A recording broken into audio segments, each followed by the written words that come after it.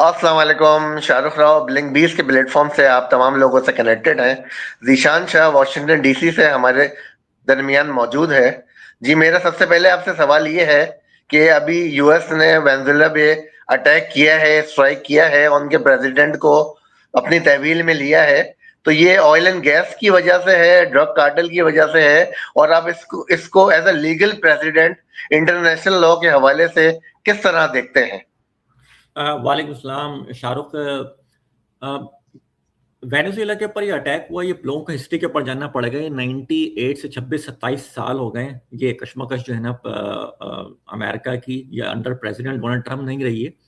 ये 27 साल से जो है 98 में जब इन लोगों के पास एक वहाँ पे न्यू गवर्नमेंट्स आई थी, तो उस वक्त से जो है ना ये एक बैकवर्ड एंड फॉरवर्ड जो है ना एक तरह की एक वॉर चल रही है। लेकिन हाँ, ये जो अभी अटैक हुआ है ये यूएस की, ये अमेरिका की ये करंट गवर्नमेंट नहीं, पिछली भी गवर्नमेंट है, वो भी उनका भी कहीं सीरियस जो है ना रिजर्वेशंस थे प्रेसिडेंट बाइडन के दरमियान उस टाइम के ऊपर भी, लेकिन अभी प्रेसिडेंट डोनाल्ड ट्रम्प के दरमियान तो जो है ना एक वो बिल्कुल एक सीरियस जो है क्राइसिस की तरफ हम लोग जाने वाले थे। और ड्रग कार्टेल तो एक रीजन है, लेकिन जिस तरह लोग बात कर रहे हैं कि ऑयल एंड गैस की तरफ, तो मैं आपको इंटरेस्टिंगली बताऊं, ये ऑयल एंड गैस का इतना बड़ा एक रीजन है, लेकिन आपको मालूम होना चाहिए काफी सारे लोगों को कि अमेरिका के पास खुद एक इनफ ऑयल एंड गैस है। यहाँ पर बेसिकली ऑयल इवन कहा जाता है वहां पे सऊदी अरब से भी ज्यादा ऑयल है, लेकिन अमेरिका के पास भी टेक्सास के अंदर, ओक्लाहोमा में और तीसरी जो उनकी एक और स्टेट है, वहां पर सबसे ज्यादा जो है ना वो ऑयल है वहां पर। तो अगर ये ऑयल एंड गैस की वजह से खाली बात कर रहे हैं तो वो एक रीजन है, लेकिन इस मुझे एक देखना पड़ेगा, शायद उसका एक कोई बड़ा रीजन तो नहीं है, किसी हम बड़ी एक क्राइसिस की तरफ तो नहीं जा सकते। हालांकि मुझे लगता है कि अमेरिका प्रेसिडेंट डोनाल्ड ट्रम्प के जो एक लॉन्ग टर्म उनकी जो स्ट्रेटेजी है, नो बिग वॉर, और हम किसी वॉर की तरफ नहीं जाएंगे और हम लोग किसी पुलिस बनने की कोशिश नहीं करेंगे। लेकिन यहाँ पर मुझे लग रहा है कि शायद उन्हें जो है ना एक इंफॉर्मेशन या दी गई है कि अगर हम इस वेनेजुएला के ऊपर जो है ना, हालांकि उन्होंने ऑफर कर दिया था वेनेजुएला ने, उनकी गवर्नमेंट ने, कि हम जो है they are ready to provide US की जो ऑयल एंड गैस की जो कंपनीज है उनको एक्सेस करने के लिए, प्रोवाइड करने के लिए तैयार थे। इसलिए क्योंकि इनका यूएस का क्लेम है ये 2002 के बाद से वहां पर उनके कुछ राइट्स थे वहां पर, और अमेरिकन जो कंपनीज हैं उन्हें उसका वो एक्सेस मिलना चाहिए था। तो मुझे आखिर तक ये मेरे पास एक इंफॉर्मेशन है कि शायद उन्हें एक ये ऑफर की गई थी वेनेजुएला की गवर्नमेंट को, उनके जो प्रेसिडेंट है, कि अगर वो थर्ड कंट्री में कहीं शिफ्ट हो जाते हैं और उन्हें एक्सेस दे देते हैं वहां का ऑयल एंड गैस का, तो एक वो चीज़ रिजॉल्व हो सकती थी। लेकिन उन्होंने आखिर तक शायद उसके ऊपर जो एक एक्सपेक्ट नहीं किया था कि शायद हमें एक रशिया बचा लेगा, चाइना बचा लेगा। यहाँ पर भी एक बहुत बड़ी लर्निंग है बाकी और कंट्रीज के लिए। तो मुझे लग रहा है बिग वॉर की तरफ तो हम लोग शायद एक नहीं जा रहे। I think president Donald Trump, he is wise enough, he understanded. और ये वॉर तो है भी नहीं, क्योंकि वहां से किसी किस्म का एक काउंटर नहीं हुआ। ऑन द अदर हैंड वहां पर बहुत सारे लोगों ने सेलिब्रेट करना शुरू कर दिया वहां पर, उसी प्रेसिडेंट डोनाल्ड ट्रम्प के की जो टीम है, जो बेसिकली वो डेल्टा एक फोर्स है बहुत बड़ी, उसने अटैक किया था वहां पर। और एक ये डेल्टा फोर्स, लोगों को मालूम होना चाहिए कि बहुत बड़ी फोर्स है डेल्टा की अमेरिका के अंदर, जो एक स्पेशल ऑपरेशन के लिए वहां पर काम करती है। तो आई पर्सनली बिलीव कि हम एक वॉर की तरफ तो नहीं जा रहे हम लोग, लेकिन इसी अंडर के अंदर हम मुझे एक शायद ये खदशा है, शायद मुझे लगता है कि वो एक गलत जो है ना परसेप्शन है कि अगर वेनेजुएला का जो ऑयल मिल जाता है तो टेम्परेरी तौर के ऊपर जो एनर्जी जो एक प्राइजेस हैं गैस ऑयल के, शायद ना वो उसको थोड़ा सा एक कंट्रोल किया जा सकेगा, जो कि पूरी एक दुनिया के अंदर एनर्जी प्राइसेस जो हैं वो हाई हुए हुए। I don't think they will be able to control it, because वो एनर्जी का जो क्राइसिस है, जो ऑयल गैस का जो प्राइस है, बेसिकली वो उसी वक्त कंट्रोल होगा जब तक यूक्रेन और रशिया की वॉर कंट्रोल नहीं होगी। तो ये हाँ, अब वेनेजुएला के जो इसी हवाले से मेरा आपसे फ़ॉलो-अप क्वेश्चन है कि रशिया ने जैसे यूक्रेन पे अटैक किया था और इसको इंटरनेशनली सभी ने कंडेम करा कि यूनिलैटरल एक्शन है, तो अभी किसी कंट्री के प्रेसिडेंट को अटैक करना तो वो भी उसी तरीके का ही यूनिलैटरल एक्शन है, और अगर अटैक करना तो उसका as an act of war he consider किया जाता है। तो आपको इस किस तनाज़ुर से इस चीज़ को देखते हैं? और वो आगे ट्रांज़िशन किस तरीके से हो पाएगा? वेनेजुएला में उनकी अपोज़िशन आगे आ रही है, या फिर जो है उससे पहले जो उनके कैबिनेट में और मिनिस्टर्स हैं या वाइस प्रेसिडेंट हैं, तो वो किस तरीके से लेके चलेंगे? और जहाँ तक लोगों के खुश होने का सवाल है, तो हमने देखा था इन द पास्ट कि लीबिया और इराक के लोग भी खुश हुए थे, लेकिन वो कोई जो है सॉल्यूशन आगे जो है ऑनवर्ड्स हमें दिखा नहीं। हाँ ठीक है, मैं समझ गया। It's a good question. अभी तक देखें, यूरोप ने तो एक इस पर खामोशी रखी है, सिर्फ एक ब्रिटेन है, उन्होंने थोड़े से एक कंसर्न जाहिर किए हैं कि एक वहाँ पर एक देखें, मुझे उनके वहाँ पे जो प्रेसिडेंट थे मादुरो, तो उनका पास उनका जो रिकॉर्ड है, इवन 2018 के इलेक्शन है उसके ऊपर बड़े क्राइसिस थे, और 2024 का जो इलेक्शन है उसको तो बिल्कुल ही यूरोप ने कबूल नहीं किया था, वो पाकिस्तान जैसे ही इलेक्शन हुए थे वहाँ पर, तो उन्हें एक सीरियस कंसर्न तो वहां पर था। तो अभी तक तो सिर्फ ब्रिटेन के अलावा किसी और यूरोपियन कंट्री से उन्होंने तो बिल्कुल ही खामोशी रखी है, मतलब उन्होंने एक तरह से प्रेसिडेंट डोनाल्ड ट्रंप के स्टेप को एक तरह से एक सपोर्ट ही किया है। और चूंकि वहाँ के जो लोग हैं, वेनेजुएला के जो लोग हैं वहाँ पर, जो उनकी जो अपोजिशन है, तो वो तो वैसे ही वहाँ पर एक बहुत बड़ी अपोजिशन उनके खिलाफ बनी हुई थी, because people were thinking taking him as a dictator. तो एक इसमें स्प्लिट तो है यहाँ पर कि प्रेसिडेंट डोनाल्ड ट्रंप के इस एक्शन के ऊपर बहुत सारे लोगों को एक रिजर्वेशन है, बिकॉज वो वॉर जो हम लोग इराक के अंदर अमेरिका की एंट्री हुई थी और उसके बाद अफगानिस्तान में, तो इसलिए एक लोगों को एक इशू तो इवन हिलरी क्लिंटन ने भी उसके ऊपर अभी एक स्टेटमेंट दिया है, हालांकि हिलरी क्लिंटन ने तो खुद जो है ना वो इराक के अंदर सपोर्ट किया था। तो एक डिवाइड तो है, और लेकिन मुझे लगता है कि वो इतना बड़ा यहाँ इसका वो प्रेसिडेंट डोनाल्ड ट्रंप देखेंगे, वो इसको एक बिल्कुल एक कहते हैं ना फूक फूक के कदम रखेंगे। तो आई थिंक वो इस चीज को इराक, आपको पता है ईरान पर जब लास्ट ईयर जो ईरान का और इसराइल का भी जो है ना एक कॉन्फ्लिक्ट हुआ था, उसके बारे में भी कहा जा रहा था कि प्रेसिडेंट डोनाल्ड ट्रंप को बहुत सारी जो लॉबीज हैं वो उन्हें फंसाने की कोशिश कर रही हैं कि किसी ईरान के साथ या किसी बिग वॉर में। तो एक यहाँ पर भी एक लोगों को एक सीरियस कंसर्न तो है कि शायद प्रेसिडेंट डोनाल्ड ट्रंप, उनकी टीम किसी एक बड़े क्राइसिस में ना आ जाए, लेकिन आई डोंट थिंक वो उसके ऊपर किसी क्राइसिस के अंदर जाएंगे। किसी किस्म का उन्हें जो है ना एक अपोजिशन वहां से नहीं मिली, एक अंडरस्टैंडिंग हो जाएगी कुछ अरसे के बाद, और वहां पर जो वाइस प्रेसिडेंट है अभी उन्होंने चार्ज लिया हुआ है, I think with the understanding of US government. तो इंटरेस्टिंग चीज यहाँ पर ये हुई है कि अमेरिका में मुझे याद नहीं है कि उनके प्रेसिडेंट को अरेस्ट करके अमेरिका लाया गया, न्यूयॉर्क के अंदर लाया गया फेडरल के, एंड दे हैव उनकी जो अभी उनके खिलाफ जो भी काम होगा वहाँ यहाँ पर, तो according to the US government और यूएस लॉ के साथ ये लोग चलेंगे। दैट इज वेरी इंटरेस्टिंग, ये देखना जाएगा। और अदरवाइज प्रीवियसली जो गवर्नमेंट थी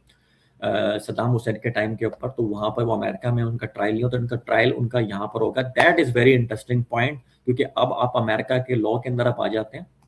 तो आपको उसको ही फॉलो करना पड़ता है। अच्छा, ये इसमें एक और आपसे फॉलोअप क्वेश्चन है कि न्यूयॉर्क में जो मेयर हैं अभी न्यूली इलेक्टेड, जोहरान ममदानी, और उन्होंने इसको इंटरनेशनल लॉ के खिलाफ इकदाम जो है वो ठहराया है कि वो फेडरल लॉ के भी खिलाफ है और जो है इंटरनेशनल लॉ के भी खिलाफ है। तो उनके स्टेट जहां वो मेयर है वहां लेकर आया जा रहा है, तो इसकी कोई इम्प्लीकेशंस होगी? देखिए, एक्चुअल जो एक्शन है वो तो प्रेसिडेंट ही करता है। प्रेसिडेंट जो है ना उसी के पास एक पावर होती है। तो मेयर, जहाँ तक बात हुई, बहुत सारी कंट्रीज, बहुत सारी स्टेट्स हैं, उन सबके पास मेयर हैं, गवर्नर हैं, तो उसकी कोई इतनी मुझे कोई सीरियस कोई इम्प्लीकेशन नजर नहीं आ रही। But yes, he is very popular and he also have created a good term with president Trump. I think he wanted to set his point of view very initially, ताकि बार बार लोग उससे कोई क्वेश्चन ना करें, इसलिए उन्होंने जाकर अपना एक सोशल मीडिया पर, प्लेटफॉर्म पर, एक्स के ऊपर उन्होंने अपना एक पॉइंट बता दिया। लेकिन उसका कोई इतना इम्पैक्ट नहीं होने वाला, मुझे नजर नहीं आ रहा। मुझे जो सीरियस, मुझे जो एक यहाँ पर मेरे लिए जो एक क्वेश्चन है और मैंने अपनी जो अभी मेरी जो बुक आ भी जाएगी प्रेसिडेंट डोनाल्ड ट्रम्प उनकी पूरी प्रेसिडेंसी के ऊपर, मैंने एक बुक में एक चीज़ मेंशन की है, वो है आई एम कंसर्न कि प्रेसिडेंट डोनाल्ड ट्रम्प को शायद एक लेफ्ट विंग है और कुछ लोग इवन उनके इंटरनली हैं, उनकी बड़ी ख्वाहिश है कि वो किसी ना किसी तरह किसी एक बिग क्राइसिस में, बिग वॉर के अंदर इन्वॉल्व हो जाए। मुझे ऐसे, दिस इज माय एनालिसिस, और मैं शायद उसमें आई होप कि मैं उसके वो एक गलत साबित हो, लेकिन मुझे ऐसा डर लगता है क्योंकि प्रेसिडेंट डोनाल्ड ट्रम्प की जो फर्स्ट टर्म थी वो completely is a Orthodox president, he is not a traditional politician, और उनकी परफॉर्मेंस बहुत ज्यादा अच्छी, बेटर परफॉर्म किया था उन्होंने, एंड दे फील कि अगर उनकी सेकंड परफॉर्मेंस भी, सेकंड प्रेसिडेंसी भी अगर उनकी बहुत ज्यादा अच्छी परफॉर्म होती है वहां पर, और उसमें क्या है उनको the only way to crumble president Donald Trump की प्रेसिडेंसी की जो परफॉर्मेंस है उसको अगर आपको बिल्कुल ही ना एक ही झटके में आपने ना खराब करना है, तो उन्हें किसी बिग वॉर की तरफ जो है ना आप इन्वॉल्व कर दें। तो आई थिंक अगर वो किसी बिग वॉर की तरफ इन्वॉल्व हो गए, चाहे वो इस लेंस की तरफ देखा जा रहा है कि शायद ये थ्रू वेनेजुएला, जो कि मुझे लगता है वहां पर नहीं जाएंगे, शायद वो ये भी बताया जा रहा है कि शायद वो इस चीज को लेते हुए शायद ईरान को डराते हैं, ईरान के ऊपर वो हमला करते हैं। I think that would be a big blunder, और वो बहुत स्मार्ट है। He is not gonna take any action which can take President Donald Trump and his team and whole America to another big conflict और big war की तरफ जहाँ पे लेके चले जाएं, क्योंकि अभी वो अफोर्ड कर नहीं सकते। ये अटैक शायद एक जो करंटली जो एक एनर्जी क्राइसिस है उसको शायद एक मैनेज करने के लिए किया गया है। अच्छा। मैं हालांकि समझता हूँ कि उसका कुछ फायदा होगा नहीं, क्योंकि जो एनर्जी क्राइसिस है वो यूक्रेन और रशिया का जब तक मसला हल नहीं होगा उस वक्त तक आपका ये क्राइसिस जो है ना खत्म नहीं होगा यहाँ पर। तो यस, तो to answer your questions, Mamdani का तो कुछ उसमें कुछ कोई रोल है नहीं है, तो बहुत सारे इसकी जस्टिफिकेशन क्या है? ये मॉनरो डॉक्ट्राइन है कि उनके बैकयार्ड में चाइना का, रशिया का इन्फ्लुएंस बढ़ रहा था, इस वजह से ये एक्शन लिया गया है? मतलब क्योंकि वो कांग्रेस के थ्रू तो ये चीज पास नहीं हुई है, तो ये क्या मतलब इसके पीछे क्या सोच कर फरमा है कि वो प्रीएम्प्टिव एक एक्शन लिया गया है? ये अपॉर्चुनिटी उनको कैसे दिखी? हाँ देखिए, एक कार्टेल और ये ड्रग जो माफिया है, मुझे लगता है प्रेसिडेंट डोनाल्ड ट्रम्प उनकी टीम ने एक मैसेज भी देने की कोशिश की है एक साउथ अमेरिका में, ये क्योंकि ये जो ड्रग्स जो है ये वाकई जो है ना एक यंगस्टर्स को ये पूरे अमेरिका में, नॉर्थ अमेरिका में इसको दूर रखने के लिए ये उन्होंने ये किया कि कुछ ना कुछ they have to take action. तो एक मैसेज भी उन्होंने पहुंचा दिया है कि when it comes to drug cartel, President Donald Trump, as I said, like he is not a traditional politician, he will go all the way. दूसरा, उन्होंने एक शायद एक तीर से दो शिकार करना ना, कि उन्होंने शायद इस चीज को यूज करते हुए कि एक for the time being energy का जो एक क्राइसिस बना, इसे crisis, the prices are very high, तो शायद जब एक big oil as I said के एक एरिया उनके पास वो आ जाएगा जहाँ पर कॉन्स्टेंटली ऑयल जो है ना वो ड्रिलिंग हो रही है वहां पर,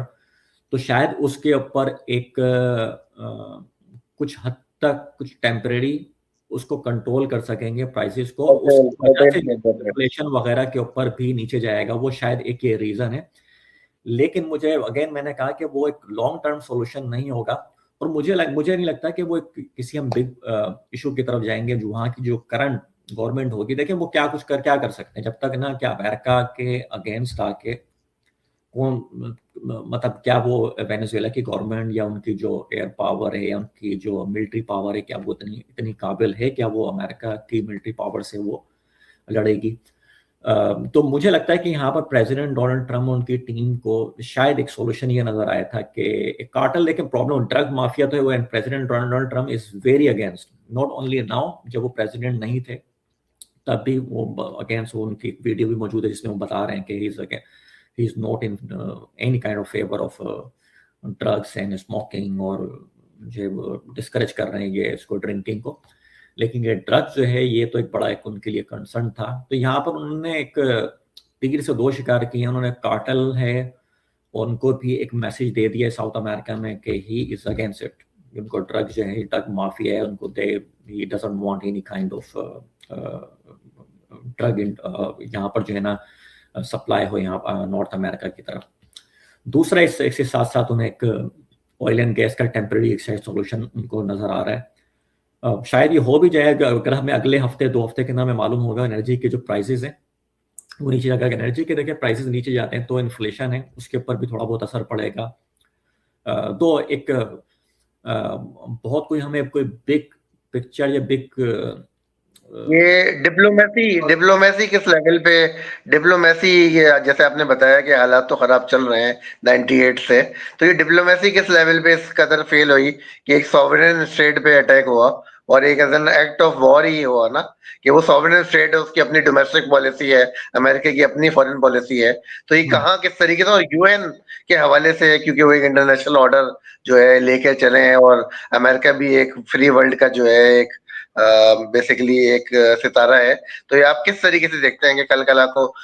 रशिया और जो है चाइना और इम्बोल्डन हो कि चाइना ताइवान पे अटैक कर देगा, रशिया ने जैसे यूक्रेन पे किया, तो आप इंटरनेशनल ऑर्डर पे इसको किस तरीके से देखते हैं? देखो ये सॉवरेन कंट्रीज और हम इस तरह की जब लोगों को बात करते हैं ना तो आपको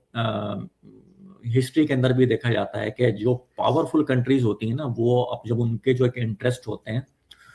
तो फिर वो ये नहीं देखते कि वो सॉवरेन कंट्री है, ये तो इसलिए कहा जाता है कि आपकी जो असल जो आपकी जो छोटी कंट्री हो चाहे उसके ऊपर अगर आपके पास एक मिलिट्री पावर नहीं है, डिफेंस सिस्टम नहीं है, तो आप इन चीज़ों का एक्सपीरियंस कर सकते हैं अनटिल एंड अनलेस कि आप जो बड़ी कंट्रीज हैं जिनके पास पावर है आप उनके साथ एक प्रॉपरली एक अपनी एक डिप्लोमेसी बरकरार करके रखें। तो इसमें डिप्लोमेसी का मैं कहूँगा इसमें जो फेलियर है वो वेनेजुएला की तरफ से हुआ है उनका। तो जैसा कि देखें मैं पाकिस्तान की एक एग्जांपल देता हूँ, पाकिस्तान का इंडिया का जब यूएस का जो एक में कॉन्फ्लिक्ट हुआ था, Pakistan despite it a small country लेकिन उन्होंने स्मार्ट प्ले किया उन्होंने। जो उनकी कंट्री में कुछ भी मसले मसाइल हैं पाकिस्तान में internal that's a different thing, लेकिन उन्होंने यूएस के साथ किस तरह डिप्लोमेसी रखनी है, चाइना के साथ कैसे रखनी है, किस तरह टैकल करना है प्रेसिडेंट डोनाल्ड ट्रंप को, तो ये यहाँ पर ही डिप्लोमेसी जो है ना एक का नजर आता है यहाँ पर कि वो स्मॉल जो कंट्रीज होती हैं उन्हें स्मार्ट तरीके से जो है ना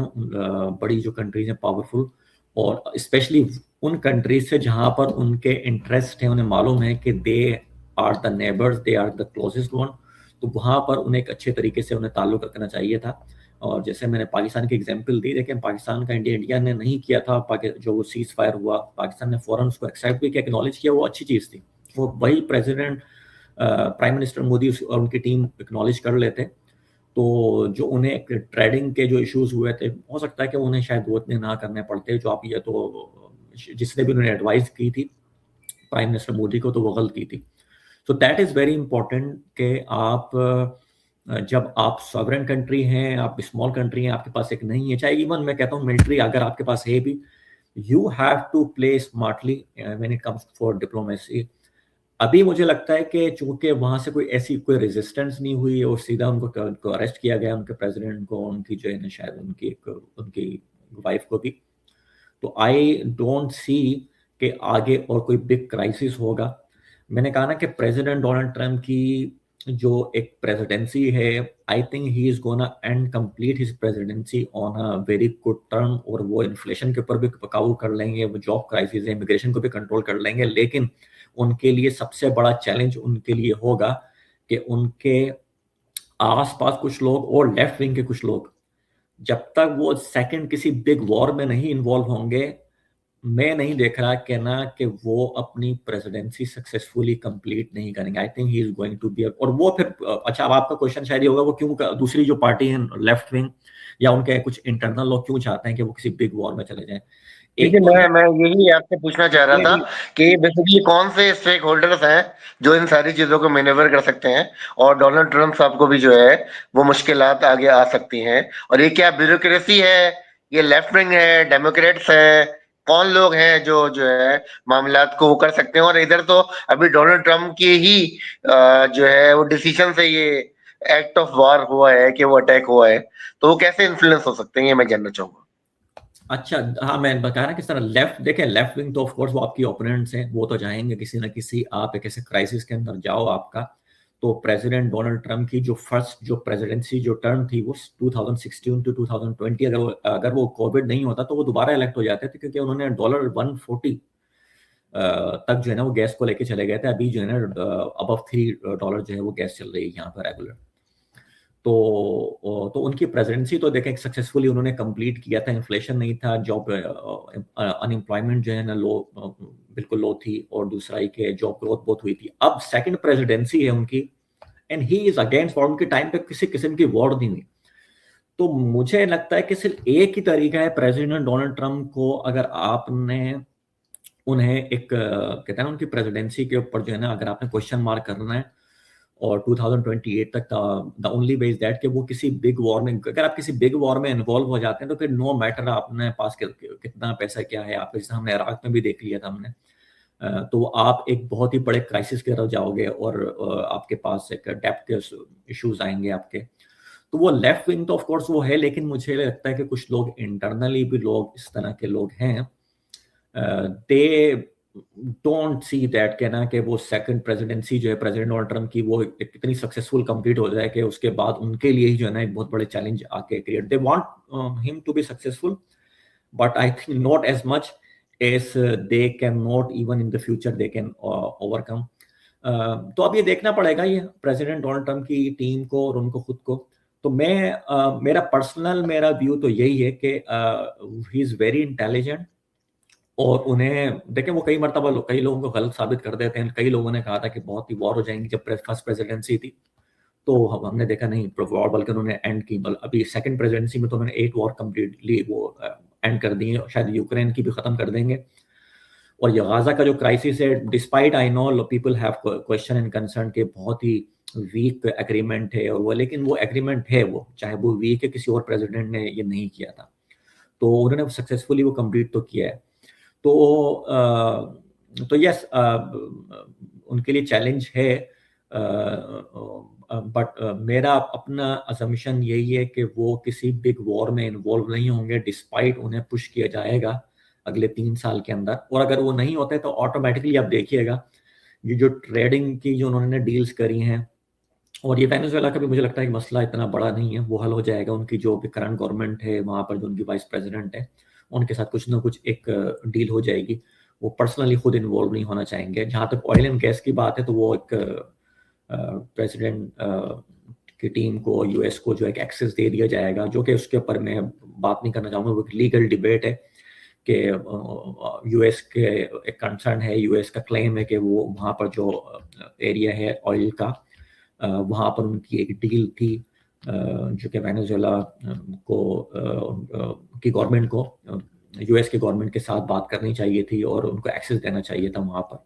तो वो एक अलग उसका एक हिस्ट्री, हम बाद में कभी बात करेंगे। तो अभी ये अच्छा कि दिशान,